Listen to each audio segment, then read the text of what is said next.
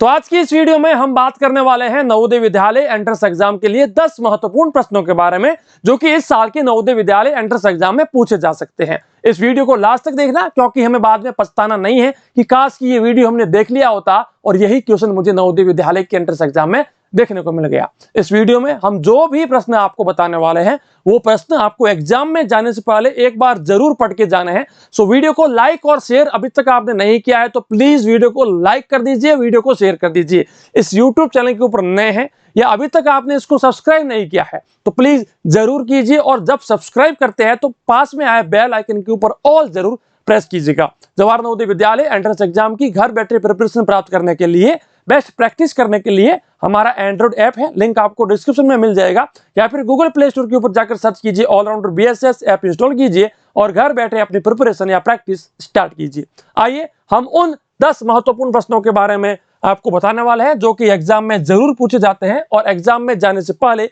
आपको जरूर पढ़कर जाना है। चलिए मैं जो 10 प्रश्न आपको बताने वाला हूं उससे पहले मैं एक छोटा सा प्रश्न आपसे पूछना चाहता हूं जिसका उत्तर आपको कमेंट सेक्शन में लिख के बताना है। चलिए 40 के 8% के 100% का 1/4 क्या होगा? What will be 1/4 of 100% of 8% of 40? जल्दी से कमेंट सेक्शन में अपना नाम लिखकर बता दीजिए। और हाँ, जिस किसी क्वेश्चन का आपको उत्तर आ रहा है वो भी आपको कमेंट सेक्शन में अपना नाम लिख के बताना है। आज हम जो है परसेंटेज जो चैप्टर होता है आपका प्रतिशत, जो कि बहुत ज्यादा इंपॉर्टेंट होता है, महत्वपूर्ण होता है, उससे आपको क्वेश्चंस बताने वाले हैं। चलिए सबसे पहले हम लोग इस प्रश्न को सॉल्व करते हैं। एक परीक्षा में शुभम ने 725 में से 510 अंक प्राप्त किए, वार्षिक परीक्षा में उसे लगभग कितना प्रतिशत प्राप्त हुआ है? मतलब कि in an annual exam Shubham got 510 marks out of 725. How much approximate percentage did he get in the annual exam?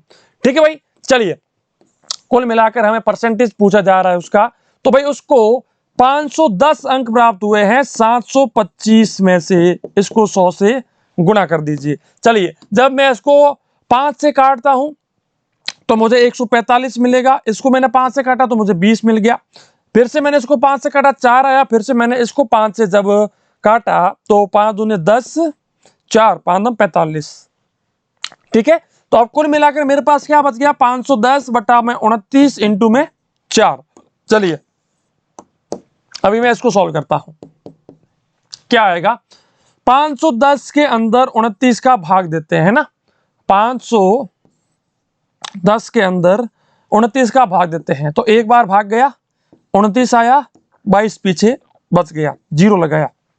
Okay, फिर से भाग दिया तो 7 बार भाग आया, 29 इंटू 7 कितना होता है भाई?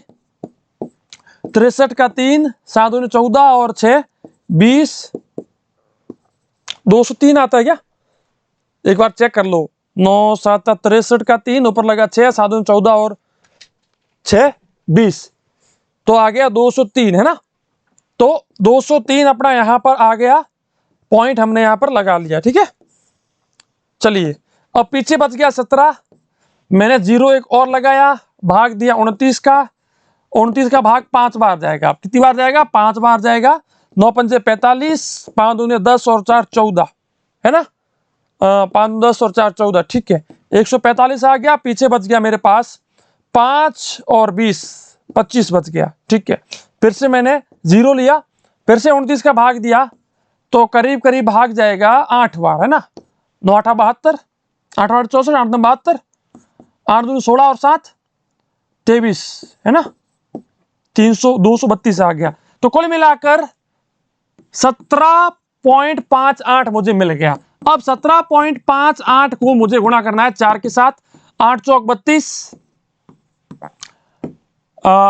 4 5 चौक 20 और 3 23, ओके, और 7 चौक 28 और 2 30, और 4 एकम 4 और 3 7, 70.32, मतलब कि लगभग 70%। क्योंकि मुझसे पूछा क्या गया था कि लगभग उसको कितना प्रतिशत प्राप्त हुआ है, लगभग। तो भाई लगभग की अगर बात की जाए तो 70 के आसपास है, तो 70 अपना सी, अपना एकदम सही उत्तर हो जाता है। बताइए किस किस को समझ में आ गया भाई। आइए बात करते हैं आज के हमारे दूसरे प्रश्न के बारे में। एक साहूकार एक व्यक्ति को इस शर्त पर 12,000 रुपए उधार देता है कि वह 1 महीने के बाद मूल राशि से 10% अधिक राशि निकाल लेगा। ज्ञात कीजिए कि वह व्यक्ति 1 महीने बाद साहूकार को कितने रुपए लौटाएगा, मतलब कि कुल मिलाकर ब्याज कितना हुआ, मूलधन और ब्याज कुल राशि कितनी हो रही है वो अपने से पूछा गया है। चलिए तो 12,000 से 10% ज्यादा वो लेगा 1 महीने के बाद, ठीक है। तो 12,000 का 10% क्या होगा भाई साहब, तो 10/100, 0 से 0 कैंसिल, तो 1200 रुपए।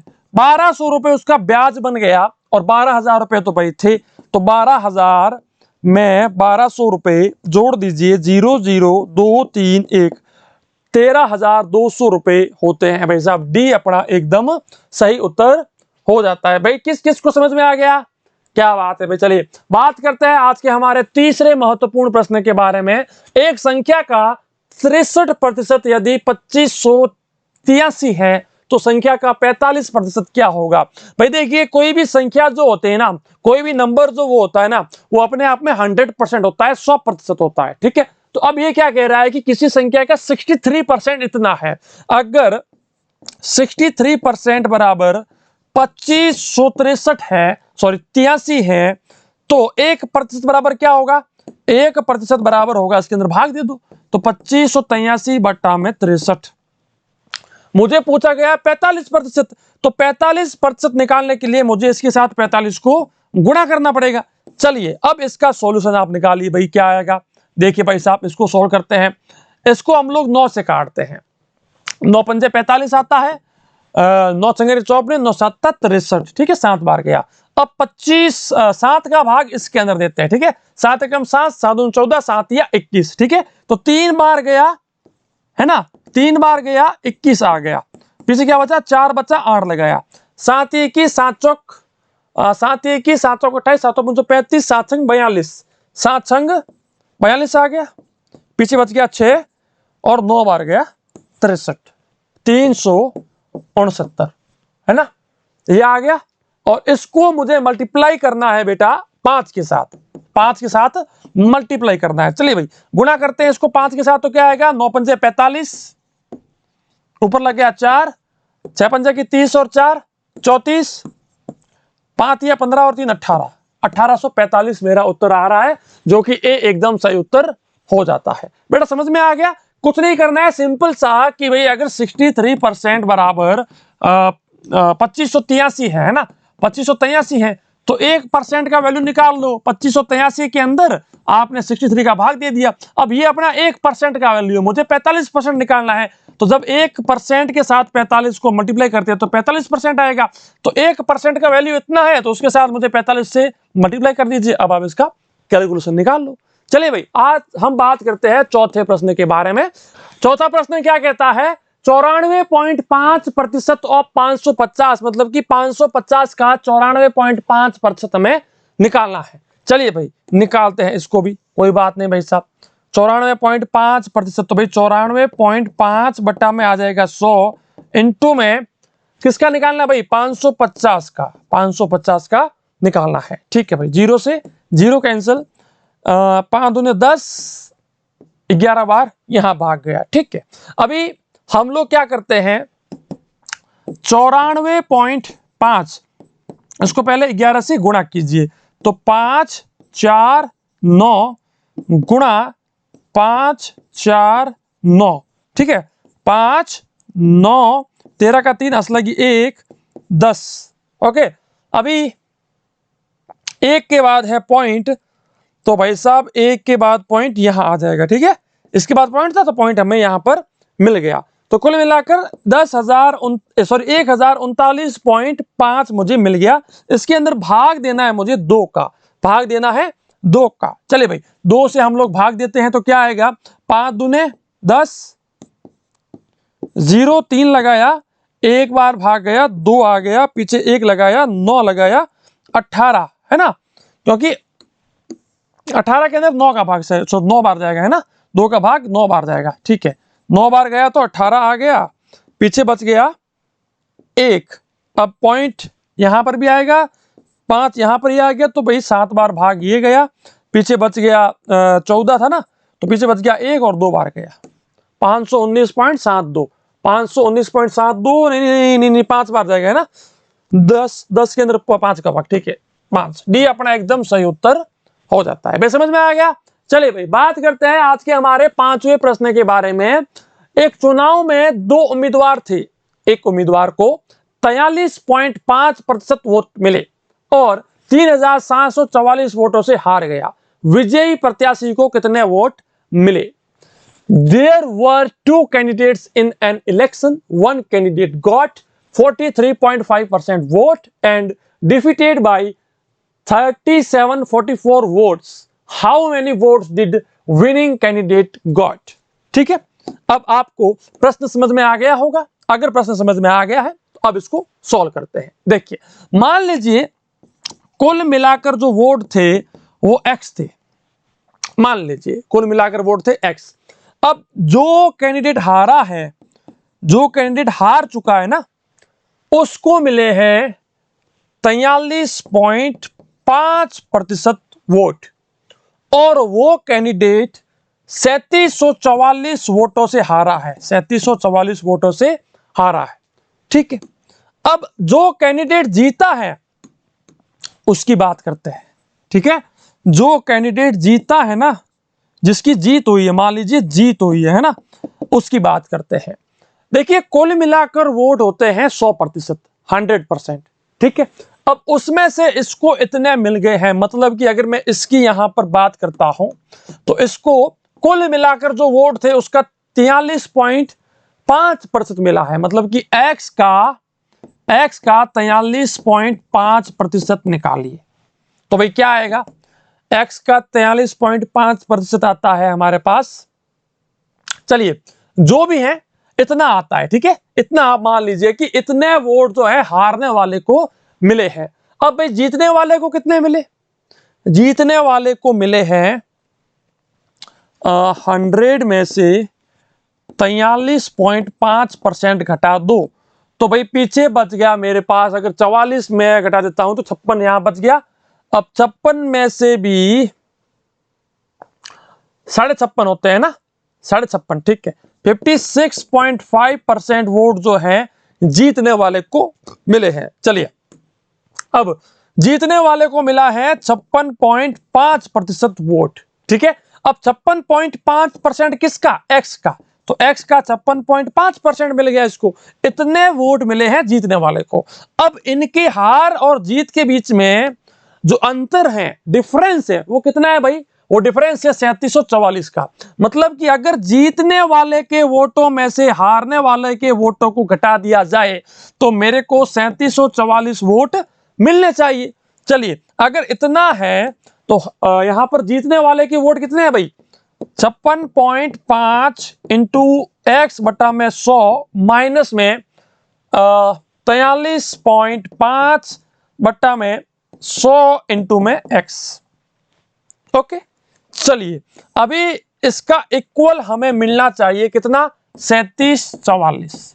अब मैं यहां पर जो x है इसका वैल्यू निकाल लेता हूं। ठीक है, चलिए यहां पर भी 100 है, यहां पर भी 100 है, तो हम सीधा यहां से माइनस करते हैं। 56.5 में से 43.5 गए, 56.5 में से 43.5 गए 031।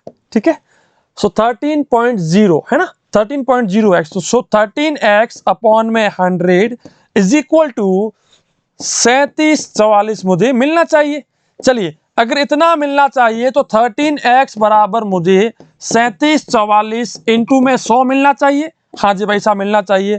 तो x बराबर मुझे 3744 इंटू में 100 बट्टा में 13 मिलना चाहिए। चलिए, अगर इतना मुझे मिल गया तो 13 का भाग देते हैं, 13 एकम 13, 13 दूनी 36। ठीक है, तो 3744 के अंदर मुझे 13 का भाग देना है। 13 दूने 26 होते हैं, 13 3 39, 13 दूनी 26। ठीक है भाई साहब, तो मुझे पीछे मिल गया 11।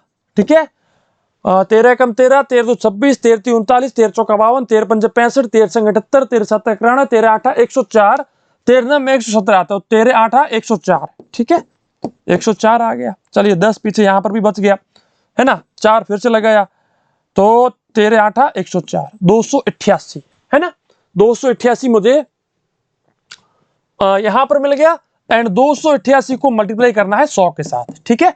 सो 28800 ये कुल मिलाकर वोट थे। अब पूछ क्या रहा है भाई, 28800 कुल मिलाकर वोट थे, तो ये पूछ रहा है कि भाई जीतने वाले को कितने वोट मिले, जीतने वाले को कितने वोट मिले, ठीक है। 56.5%, 56.5%। चलिए अब अपना क्वेश्चन और ज्यादा लंबा होता है, तो अब इसका हमें 56.5% निकालना पड़ेगा, 56.5% निकालना पड़ेगा। चलिए 0 से 0 कैंसिल हो गया, ठीक है। तो 88 इंटू 56.5, अब आप इसको निकालिए क्या आएगा, अभी मैं ही निकाल लेता हूं। चलिए आप लोग देखते रहिए, कैलकुलेशन भी थोड़ी फास्ट कीजिए खुद की, ठीक है। चलिए 288, ठीक है, और 565, ठीक है। 8 5 40, 40 का 0 हाथ लगी 4, 8 5 40 और 4 44, 5 दूनी 10 और 4 14, 8 संग 48, ठीक है, 8 संग 48 और 4 52, और 6 दूनी 12 और 5 17, ठीक है, ठीक है। अभी फिर से 0 4 4 1 आएगा, है ना। अभी हम इसको निकालते हैं, 0 12 का 2 हाथ लगी 1, 5 और 2 7, 8 और 4 12 का 2 हाथ लगी 1, 5 और 1 6 और 1, ठीक है। अब ये आ गया। अभी हमें पॉइंट क्या लगाना है भाई, पॉइंट अपना 1 के बाद आएगा, तो भाई यहां आ गया। तो 16,272 वोट कुल मिलाकर जीतने वाले को मिले हैं, 16,272। चलिए उत्तर देखते हैं, 16,272 ये रहा भाई, 16,272 अपना यहां पर डी अपना एकदम सही उत्तर आ रहा है। सिंपल सा कुछ नहीं है, कैलकुलेशन का खेल है, बाकी मेथड तो हर बच्चे को आती ही होगी। चलिए भाई बात करते हैं छठे प्रश्न के बारे में, 6th नंबर क्वेश्चन के बारे में। क्या कहता है आज का हमारा छठा प्रश्न, यदि a प्लस बी का 15% बराबर a माइनस बी का 25% है, तो b का कितना प्रतिशत a है, ठीक है। If 15% of a plus b is equal to 25% of a minus b, then how much percent of b is equal to a? चलिए बात करते हैं, कोई बात नहीं, इसको भी सॉल्व कर लेंगे। a प्लस बी का 15%, ठीक है, तो 15% किसका भाई, a प्लस बी का, ये किसके बराबर है, a माइनस बी के 25%, ठीक है। तो 25/100 और a माइनस बी के, ठीक है। चलिए भाई साहब अगर इतना आ गया तो इसको अब सॉल्व करते हैं, सिंपल सा सॉल्व करते हैं, कैलकुलेशन में इसको लेकर के आते हैं, है ना। चलिए अब इसको कैसे करते हैं भाई साहब, देखिए 100 से 100 काट दीजिए, ठीक है। 5 तिया 15, 5 सम 25, ठीक है। तो 3 इंटू ए प्लस बी जो है वो बराबर होगा 5 इंटू ए माइनस बी के, ठीक है। चलिए अब इसको और आगे लेकर आते हैं, 3a प्लस 3b, है ना, ये इससे भी करता है मल्टीप्लाई, इससे भी करता है मल्टीप्लाई, ये इससे भी करता है और इससे भी करता है, ठीक है। बराबर में आ गया 5a माइनस 5b। अब यहां पर भी a है, यहां पर भी a है, तो a को पास ले आओ भाई साहब, a को पास में ले आए भाई साहब, कोई बात नहीं, इसको इस साइड ले आओ या उसको उस साइड ले जाओ, ठीक है। मैं इसको उस साइड लेके जाता हूं, है ना। तो क्या आ गया, 3b यहां पर है, उसको इस साइड लाया तो 5b हो गया, है ना। यहां पर माइनस था, इस साइड आकर पॉजिटिव का हो गया, ये यहां पर पॉजिटिव है, वहां पर जाकर के माइनस का हो जाएगा, ठीक है। 3a है, ठीक है। चलिए अभी यहां पर हो गया 8b is equal to 2a, है ना। चलिए अब मुझसे पूछ क्या रहा है कि a जो है ये b का कितना परसेंटेज है, मतलब कि मुझे कुल मिलाकर a अपॉन b इंटू 100 निकालना है, ठीक है। चलिए तो यहां पर a है, यहां पर b है, b को उस साइड ले जाओ, ठीक है। तो क्या आ गया मेरे पास, 8 अपॉन में 2, ये 2 साइड ले आओ, b उस साइड ले जाओ, तो a अपॉन में b, है ना। मुझे मिल गया 4/1, मतलब कि 4 मिल गया, a बट्टा में b मुझे 4 मिल गया। मुझे निकालना क्या है, 100 के साथ मल्टीप्लीकेशन, तो भाई इसको 100 से मल्टीप्लाई कर दो, तो 400, तो कितना है भाई 400%। मुझे 400% मेरा उत्तर होगा, जो कि है ऑप्शन नंबर डी एकदम करेक्ट आंसर हो जाता है। समझ में आया। चलिए बात करते हैं आज के हमारे 7वें महत्वपूर्ण प्रश्न के बारे में। यदि संख्या x अन्य संख्या y से 10% लेस है, छोटी है, y संख्या 125 से 10% अधिक है, ज्यादा है, तो x बराबर क्या होगा ये अपने को बताना है। चलिए कोई बात नहीं, बहुत ही सिंपल है ये भी, है ना। इस क्वेश्चन को भी सॉल्व करते हैं। क्या है, x है जो कि y से 10% छोटी है, y जो है 100% से 10% ज्यादा है, y जो है ना y वो 125 से 10% ज्यादा है। मतलब कि हो क्या गया है कि y बराबर जो होगा वो 125 का 110% होगा, क्योंकि 125 अपने आप में क्या है, 125 अपने आप में 100% है। अब इसके अंदर 10% जोड़ना मतलब कि 110%, तो भाई 125 का 10% है ना, 110%, 110% ऑफ 125। अब भाई 125 का 110% निकालो, क्या आएगा, 110 बटा में 100 इंटू में 125, ये वैल्यू आएगी मेरे पास y की, ये वैल्यू आ गई मेरे पास y की। लेकिन मुझसे वैल्यू क्या पूछ रहा है कि x का मान बताओ, लेकिन x बराबर क्या है, y से 10% लेस है ना, y से 10% लेस है x, ठीक है। तो x बराबर हो गया y माइनस 10%, y माइनस 10%, ठीक है भाई। अब y से 10% लेस का मतलब क्या हो गया, y अपने आप में 100% है, अब इसमें से 10% मुझे लेस करना है, मतलब कि 90%, मतलब कि x जो है, x बराबर क्या है 90%, 90% ऑफ y, ठीक है। तो मुझे कुल मिलाकर y का 90% निकालना है, तो 90 इंटू या फिर 90 बट्टा में 100, क्योंकि मुझे परसेंटेज निकालना है, इंटू में y का वैल्यू क्या है, ये रहा 110 बट्टा में 100 इंटू में 125, ठीक है। चलिए 0 से 0, 0 से 0, ओके। यहां पर तो पूरा का पूरा कट चुका है, ठीक है। अब मैं यहां पर सॉल्व करता हूं इसको, ठीक है। तो 25 चौके 100 होता है और 25 पंजे 125 होता है, ठीक है। चलिए अब मेरे पास बच गया 9 इंटू 11 इंटू 5 बट्टा में 4, ठीक है। अभी 9 पंजे 45, 45 इंटू 11 बट्टा में 4, तो 45 काट दीजिए फिर से, 45 5 9 4 495, तो 495 बट्टा में 4 आ जाएगा, है ना। सो 495 बट्टा में 4 आ रहा है मेरा, लगभग 495 बट्टा 4, ठीक है। तो 495 के अंदर 4 का भाग 2, 4 एकम 4, पीछे बच गया 0, 4 दूने 8, 4 तिया 12, ठीक है। पॉइंट आ गया 7 चौक 28, है ना, 123.75 डी अपना एकदम सही उत्तर हो जाएगा। बिल्कुल कुछ नहीं है, सिंपल सी कैलकुलेशन थी, पहले y का वैल्यू निकाला, फिर y से ही हमने x का वैल्यू निकाल लिया। चलिए भाई बात करते हैं आज के हमारे नेक्स्ट 8वें प्रश्न के बारे में। क्या कहता है भाई आज का 8वां प्रश्न, यदि 350 का x प्रतिशत बराबर 21 है तो x का मान ज्ञात कीजिए। यदि 350 का x प्रतिशत 21 है तो x का वैल्यू क्या होगा, ये अपने से पूछा गया है। भाई 350 को 350 लिख दो, का मतलब गुणा होता है, x प्रतिशत मतलब कि x बट्टा में 100 इक्वल में कितना है भाई 21 है। सिंपल सा कैलकुलेशन यहां पर अपने को यूज करना है। सिंपल सा कैलकुलेशन क्या होगा भाई, सिंपल से कैलकुलेशन में 0 से 0 यहां से आप कट कर दीजिए, ठीक है। अब 35x बट्टा में 10 बराबर में 21 आ गया। अब आप इसको 7 से काटिए, 7 या 21, 7 पंजो 35, ठीक है भाई। 5 एकम 5, 5 दूने 10, तो भाई x बराबर क्या आ गया, x बट्टा में 2 बराबर आ गया अपने पास 3, तो भाई x बराबर आ गया 6, 6 अपना एकदम सही उत्तर बन जाता है, जो कि ऑप्शन नंबर कौन सा है भाई, सी अपना एकदम सही उत्तर हो जाता है। चलिए भाई बात करते हैं आज के हमारे 9वें प्रश्न के बारे में। जिस किसी को उत्तर आ रहा है भाई कमेंट सेक्शन में बता देना। बात करते हैं, किसी भी संगठन में 40% जो कर्मचारी है वो मैट्रिक्स पास है, ठीक है, शेष का 50% स्नातक है और शेष 180 स्नातकोत्तर है। स्नातक कर्मचारियों की संख्या क्या होगी। In any organisation 40% of employees are matric pass, remaining 50% are graduates and rest 180 are postgraduates. How much is the number of graduate employees? ठीक है, ग्रेजुएट कितने एम्प्लॉइज है वो अपने को बताना है। ठीक है भाई।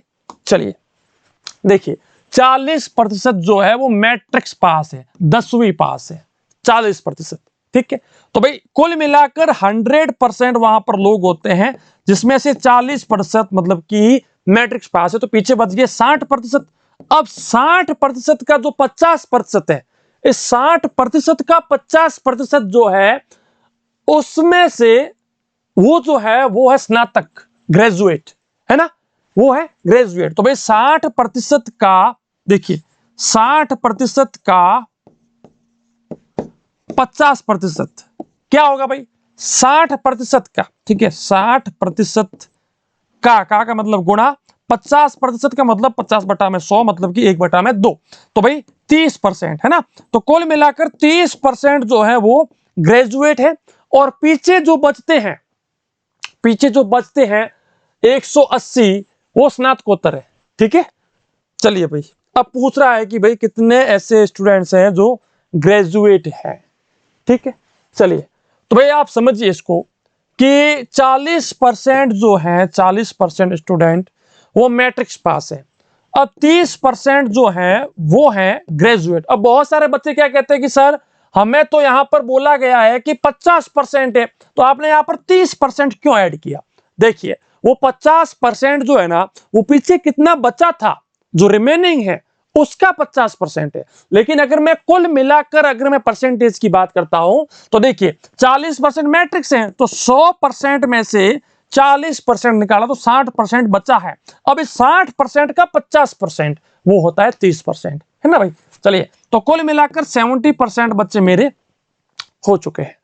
अब 70% बच्चे हो चुके हैं, तो 100% में से 70 को मैंने घटाया तो 30%, है ना। अब 30% बचा हुआ है, ये 30% बराबर है 180, जो कि यहां पर हमें दिया हुआ है। सो 1% बराबर क्या हो जाएगा, 180/30, यानी कि 6 स्टूडेंट। 1% इक्वल टू 6 है, ठीक है। तो मुझे निकालना है 30%, मुझे क्या निकालना है 30%, कि भाई 30%, है ना। क्यों निकालना है, क्योंकि मुझसे पूछ क्या रहा है वो समझिए आप। मुझसे वो पूछ रहा है ग्रेजुएट कितने हैं भाई, तो ग्रेजुएट जो है वो 30% है, वो कुल मिलाकर 30% है। तो 6 × 30, 6 × 18, 180, 180 ऐसे लोग हैं जो कि क्या है, ग्रेजुएट है। ओके चलिए बात करते हैं आज के हमारे 10वें अंतिम प्रश्न के बारे में। यदि एक संख्या में 30% की वृद्धि की जाती है और फिर 30% की कमी की जाती है, तो शुद्ध वृद्धि कमी प्रतिशत क्या होगा, ये अपने से पूछा गया है। चलिए भाई बात करते हैं इस प्रश्न के बारे में भी। कुछ नहीं है, सिंपल सा है, समझिए इसको। पहले मान लीजिए 100 था, 100 के अंदर 30% की वृद्धि की गई, मतलब कि 130 हो गया।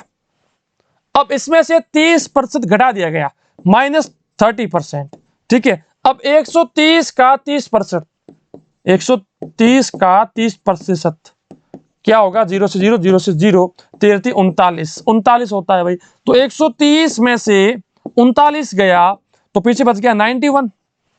ओके अब भाई पहले मेरे पास 100 था, अब मेरे पास 91 है, मतलब कि 9% का लॉस हुआ ना, मुझे 9% डिक्रीज हो गया है, 9% लॉस हो चुका है। तो परसेंटेज में ऐसे ही क्वेश्चंस आपको देखने को मिलते हैं। वीडियो कैसा लगा कमेंट में लिख के बताओ, और मैं मिलूंगा नेक्स्ट वीडियो में। अगर आपको कोर्स चाहिए तो हमारे एंड्रॉइड एप्लीकेशन का लिंक आपको डिस्क्रिप्शन में मिल जाएगा, या फिर गूगल प्ले स्टोर के ऊपर जाकर सर्च कीजिए ऑलराउंडर BSS। मैं मिलूंगा नेक्स्ट वीडियो में, तब तक के लिए जय हिंद, वंदे मातरम। लेकिन सब्सक्राइब कीजिए, पास में आया बेल आइकन के ऊपर ऑल प्रेस कीजिए। धन्यवाद।